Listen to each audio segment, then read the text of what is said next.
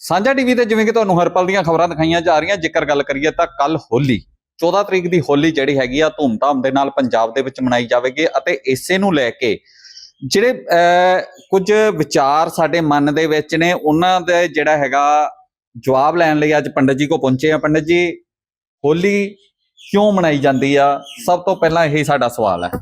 देखो जी, जो होली है ये अध्यात्म शक्ति और आसुरी शक्ति के बीच में द्वंद्व है और इस द्वंद्व में अध्यात्म शक्ति यानी भक्ति मार्ग जीत जाता है।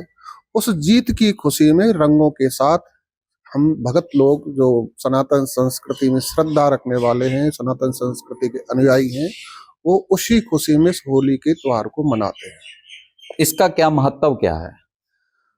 महत्व ये जो रंग है इनका हमारी मन स्थिति पर बहुत गहरा प्रभाव होता है। ये अलग बात है कि ये सूक्ष्म तरीके से हमारे ऊपर प्रभाव छोड़ते हैं, लेकिन जब हम उपचार पद्धति के डीपली जाकर दर्शन करते हैं तो हमको पता लगता है कि ये रंग हमारे ऊपर अपना प्रभाव छोड़ते हैं। जैसे आप हॉस्पिटल्स में देखेंगे तो वो ग्रीन कलर अपने सामने ज्यादा रखते हैं, कुछ जगह पे आर्मी वाले हैं वो व्हाइट कलर ज्यादा रखते हैं, पुलिस की जो वर्दी है उसका एक विशेष रंग है।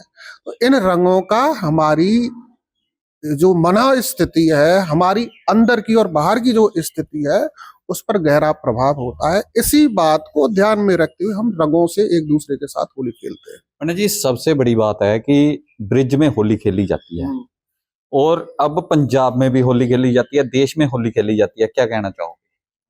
देखो, अब सनातन संस्कृति से जुड़े जो लोग जहां भी रह रहे हैं, पंजाब कोई बाहर थोड़ी, हमारी संस्कृति का एक अंग है, महत्वपूर्ण अंग है और पंजाब विद्वता में बहुत अग्रणीय रहा है। अभी तक यहाँ पर बहुत ऐसे विद्वान हुए हैं, मुकुंद वल्लभ जी हुए हैं, अभी देवी दयाल वाले जो अपने देवी दयाल पंडित जी जो हुए हैं, ये विद्वानों की भूमि रही है। पंजाब भी इसमें अग्रगण्य है, तो पंजाब में भी मनाई जाएगी, स्वाभाविक बात है। पंडित जी साढ़े नाल दूसरे ने। पंडित जी, क्या नाम है? पंडित सचिन शास्त्री, दक्षिण मुखी, दशहरा गृह हनुमान जी मंदिर।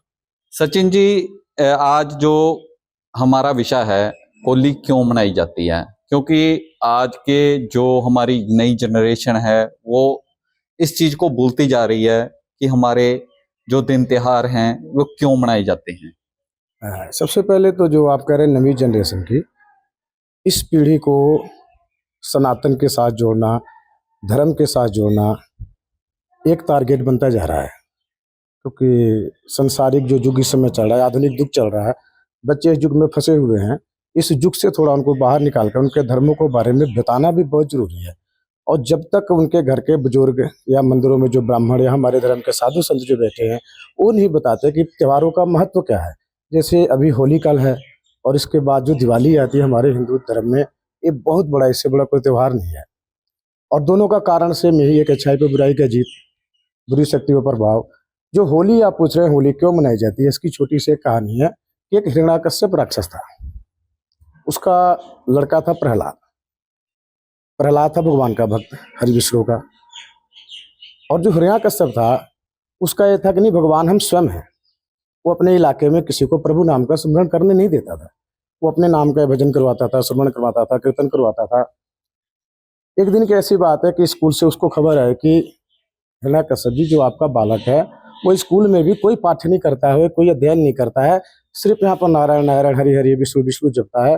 क्योंकि हम सब लोग जितने भी विद्यालय वाले हैं सब आपके नाम का स्मरण करते हैं, आप ही प्रभु हमारे लिए। हिरण्याकश्यप को बड़ा अजीब लगा, वो ले आया और धमकाने लगा बालक को कि तुम एक तो अपने पिता की बेइज्जती करवा रहे हो, दूसरे हम स्वयं को भगवान मानते हो, तुम दूसरे भगवान की आराधना कर रहे हो।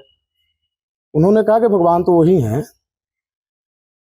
उसके बाद स्वयं उसका जो पिता हिरण्याकश्यप था दुराचार पर आ गया, अपने बेटे को मारना चाहा, कई प्रक्रियाओं से, पहाड़ से गिराना, हाथी के सामने फेंकना, अग्नि में भी जलाने का कोशिश किया। जब सब चीजों से हार गया तो उसकी एक बहन थी होलिका, जिसको वरदान मिला हुआ था कि अग्नि से जल नहीं सकती है।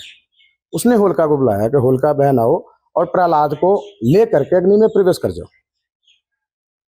प्रहलाद जी को पूरा दृढ़ था, विश्वास था भगवान पर कि चाहे जैसे भी हो, जहां भी हो, जिस स्थिति में भी हो, प्रभु हमारे हैं और हमारे साथ हैं। होलिका ने क्या किया कि अपने गोद में बिठाया और अग्नि में प्रवेश करके अग्नि में प्रवेश की तो होलिका स्वयं जल गई और भक्त प्रहलाद जो था बालक को बिल्कुल जैसे पानी या बर्फ से आदमी बाहर आ जाता है शीतलता से शीतल होकर बाहर आ गया। इससे बड़ा आश्चर्यचकित हुआ हिरण्यकश्यप को, बहन जल गई जिसको वरदान मिला हुआ था।